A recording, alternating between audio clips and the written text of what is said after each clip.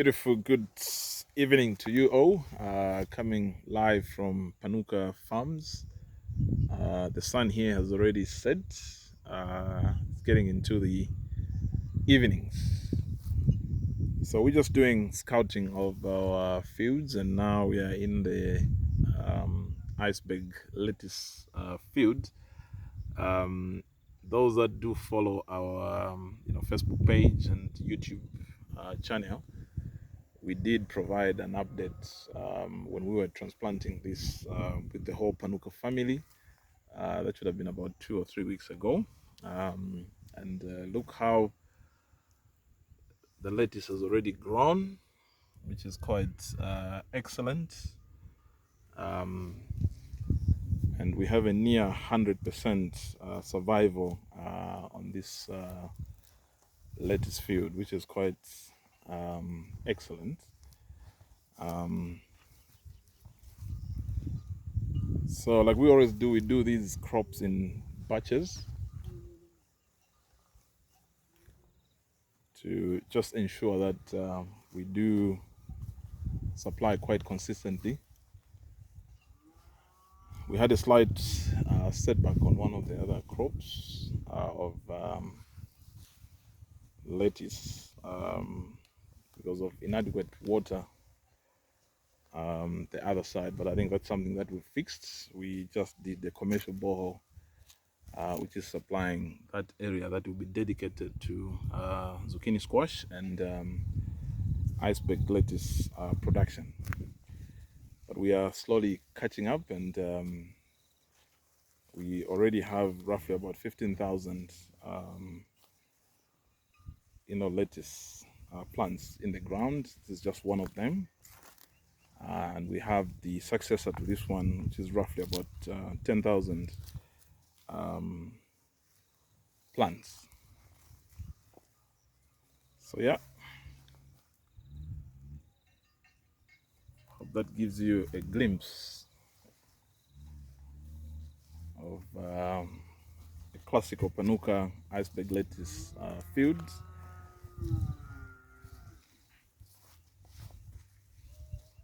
Previously, I think we've provided information on our spacing and just the general management.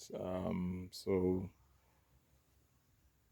we do transplant, like we indicated, almost 5,000 every week to make sure that we are quite consistent in our supplies.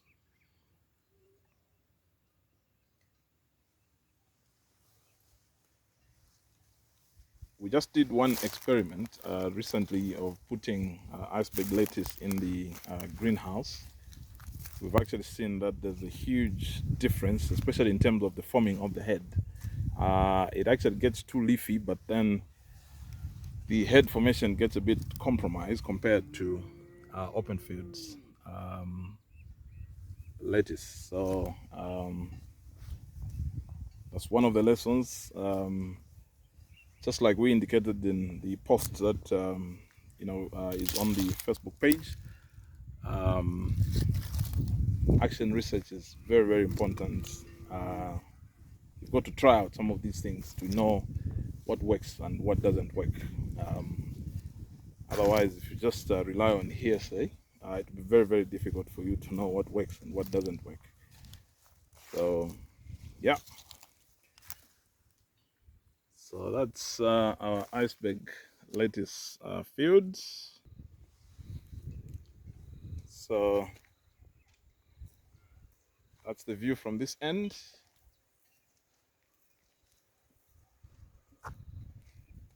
Okay, so just walk with me. We show you the successor to this field. So yeah, just did a quick switch to the other field that is actually meant to take over from the field that we just showed you. This one is around 10,000 plants.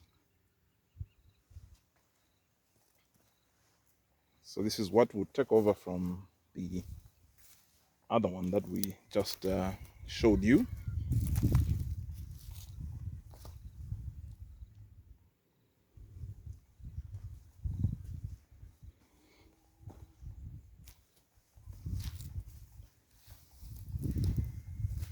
we're having a bit of a problem with the moles. Um, these little things, they tend to dig the soil quite deep, uh, quite prevalent in this iceberg lettuce field. You can actually see even here, even here. Apparently with this field, I think it's been quite a big issue. But apparently, if you plant like tomatoes, no issues. So it's crops like lettuce, um, even baby marrow, zucchinis. Those apparently these moles do give us quite a bit of a problem. So I think the nature of the roots and maybe how they test matters to these moles. They have a motivation on attacking such fields. So one thing that you probably are seeing on this end is our fields. We have an underground irrigation system. So if we need to just change from the rain hose, which we use for iceberg lettuce production, we just plug in our drip lines here, which are already here quite spaced underground. So it's a dual system and plug and play irrigation system that we have here, depending on what crop we have. And then we have the levers that help us to just know exactly which lines we are going to be irrigating. So it's always important that you have such a flexible irrigation system. And what we have here is a hydrant, which is also a plug and play system if you need a high pressure line for irrigation. Okay, so this is the younger crop, and this week again we're putting in roughly about 5,000. So to our off-takers, that's some assurance that we should have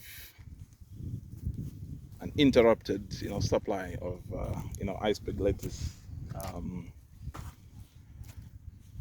So this other end, it's the slightly even bigger than the other end because we do this in a sequence. Okay.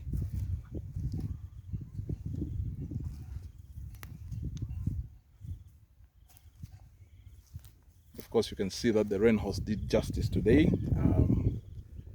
as though it was raining, and indeed it was, except it came through the rain hose. So it really does justice in terms of watering, iceberg lettuce and some of the leafy greens. So very, very good irrigation system. All right, folks. So I hope that gives you just an idea of how lettuce is, grown here at Panuka Farms. Like we indicated, these COVID times, it's very difficult, I think, to have farm visits. So we try and provide a bit more elaborate insights on what's going on here for the benefit of our off-takers and a few of those that would just want to appreciate what goes on here at Panuka Farms. But yeah, solely for our stakeholders, our suppliers of inputs, and of course, off-takers of veggies. This is quite critical for us to communicate with them, given the times, so that we avoid unnecessary exposure to COVID-19. So I hope this gives quite a thorough update on where we are with iceberg lettuce production. This crop is now really in cruise mode.